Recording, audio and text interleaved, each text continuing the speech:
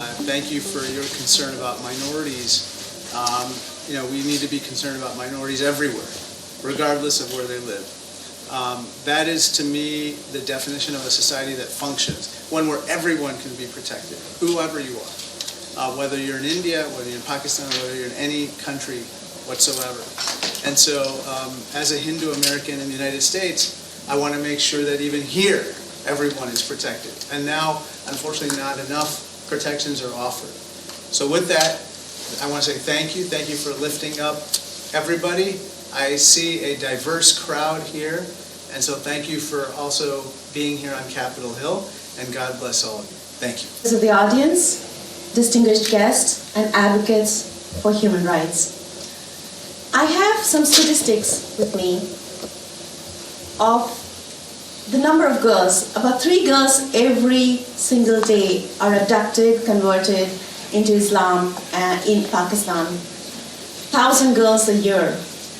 I also have some statistics on the dwindling population of Hindus, Christians, and Sikhs in Pakistan. But I stand here today not merely to present facts, not just to recite statistics, but to be a voice for the voiceless in Pakistan, of those whose cries are silenced behind closed doors, whose hopes are crushed under the weight of religious discrimination, and whose daughters are stolen in broad daylight. I'm an international cricketer, played for Pakistan for 10 years. I had a very renowned figures in my cricketing career. Just want to give a brief note about my career, how it started. I was young, I was born in Karachi. I played a lot of cricket in Karachi from school, club cricket, and then went on going. I had to do very, very hard work. As being a Hindu and being from a country which it's a Muslim country, and there the demand was too much that I have to work very hard to get into that team, because I have to face a lot of challenges, and I have faced that. And by the grace of Bhagwan, I had that courage from the beginning, that I faced all the hard work which came into me. So I went on practicing, I went on playing, because my performance speaks. Because one thing, because in our dharam it says, Guru, whatever the Guru tells, is the main thing. So he used to always tell, you only have to speak with your ball, because I was a bowler. And when I had a chance to escort Modi ji to the joint session of Congress when he came to speak, Mr. Narendra Modi ji and myself, we had a chance to sit down one-on-one. We talked about these issues. And it's very important that we educate the members of Congress about the work that's been done in India, how various communities are living side by side in peace, different religions, different cultures, and often the people who are spreading misinformation about Hinduism, people who are spreading misinformation about India, don't quite realize that.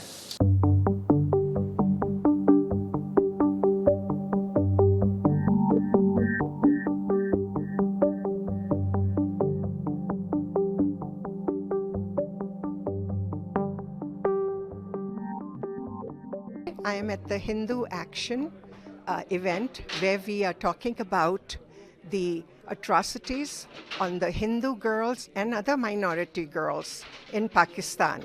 They are forcefully, of course, abducted, and then forcefully they are converted to Islam and forcefully again married against their will to Muslim men. And there is no accountability because the authorities do nothing about it in Pakistan. And there have been many human rights reports and the UN report, but nothing is happening. And I'm representing Americans for Hindus Super PAC, a bipartisan super PAC, which addresses the needs of American Hindus, Buddhists, Sikhs, and Jains. And so I encourage all of you to join Americans for Hindus Super PAC. Go to www.americans4hindus.org. Today, after a long time, we had a congressional briefing on the plight of Hindu, Sikh, Christian girls in Pakistan. Unfortunately, every day at least 3 to 4 Hindu, Sikh, Christian girls are being abducted, forcibly converted, raped, and married off to either their rapist or men who are double or 3 times their age. They are kept in the household for a few months, and if the other wives do not need them, they are trafficked. This is heart-wrenching. We had eminent speakers like Congressman Thanedar, Congressman Suhas Subramaniam, Asra Numani, Zeba Mohammed. They talked about their experiences in Pakistan and also Afghanistan. It's very important that we do not keep silence on these issues.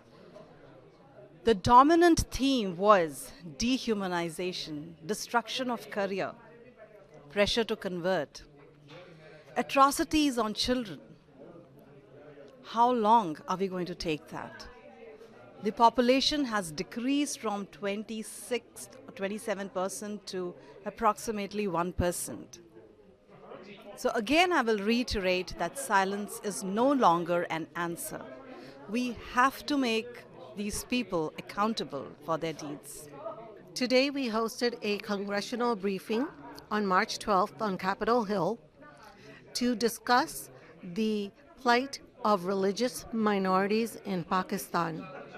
For those of you who don't know, right now Pakistan has Hindu, Sikh, and Christian minorities that are persecuted every day.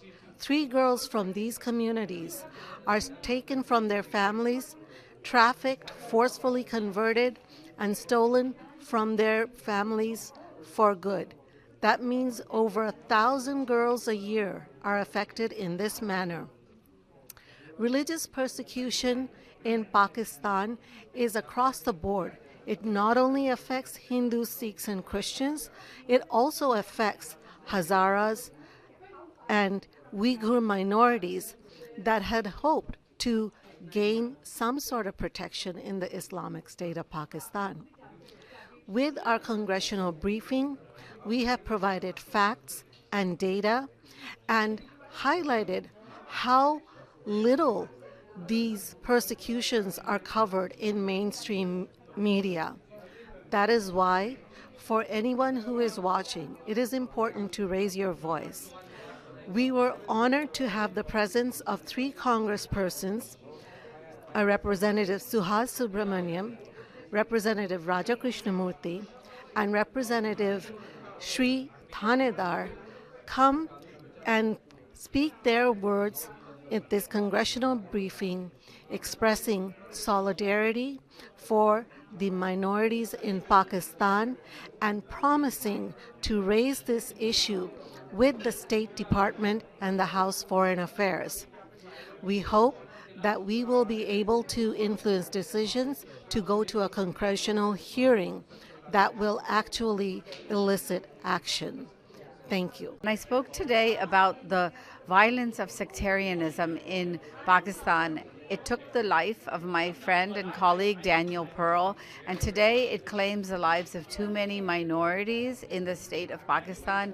And the real responsibility of all people is to stand up for equal rights for all and safety and protection of all people. So thankful to HinduAction for organizing this wonderful congressional briefing so that we could educate everybody about the rampant discrimination, the violation of the girls in Pakistan, and make sure that USA has introduces some sort of interventions and economic sanctions against Pakistan. And that has been our demand, that conditional aid, conditional trade should be part of our strategy to stop Pakistan from violating its religious minorities and little girls. The rapes and the abductions of little girls, conversions to Islam are a heinous crime against humanity that we should not tolerate in the 21st century. Thank you so much.